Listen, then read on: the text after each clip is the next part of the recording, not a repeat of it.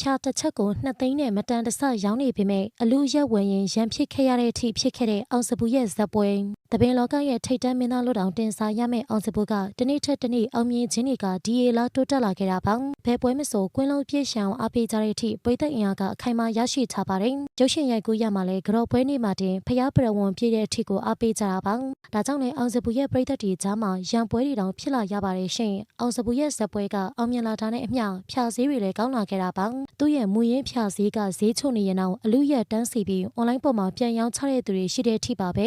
ဖျားတစ်ချက်ကိုတောင်းကနန်းကနေ2သိန်းထိဈေးဖြတ်ရောင်းတယ်လို့ဝယ်သူတွေကလည်းအလူရက်ဝယ်ကြတာပါဒါတောင်မှပွဲရက်မှာအကောင်လုံးစာမရပဲ1ရက်စ2ရက်စပဲရကြတဲ့သူတွေရှိပါတယ်ဒီရက်ပိုင်းမှာကျင်းပပြုလုပ်တဲ့ကုသတော်ဖျားကအောင်စပူဇက်ပွဲမှာဆိုရင်လည်းဖျားရဖို့အလူရက်ဝယ်ကြပြီးပြည်သက်အချင်းချင်းကရန်ဖြစ်စကားများကြတာတွေတောင်ရှိလာခဲ့ပါတယ်ဖျားရဖို့အတွက်သူ့အရင်ကအရင်တွေလုပ်ပြီးပြဿနာအကြီးကျယ်တက်ကြတာပါဒါကိုကြည့်ချင်းအဖြစ်အောင်စပူရဲ့စံကတော်ရုံမင်းသားတွေလိုက်မမီတော့ဘူးဆိုတာထင်ရှားစေပါတယ်အရင်ဆိုရင်နေပွဲတွေမှာမင်းသားတချို့ကိုငှားရမ်းတက်ကြပေမဲ့အခုနောက်ပိုင်းအောင်စပူပွဲတွေကိုငှားရမ်းလာကြပါတယ်ဒီလိုငှားရမ်းနိုင်ဖို့ကိုလည်းပွဲရှင်တွေအနေနဲ့ရများစွာကြိုတင်ပိုကင်ချိတ်ရတာပါဖျားတစ်ချက်ကို2သိန်းပေးဝယ်ပြီးရန်ဖြစ်ကြတဲ့အထိဖြစ်ခဲ့တဲ့အောင်စပူရဲ့စံပေါ်အမြင်လေးတွေပြပြခဲ့ပါအောင်ရှင်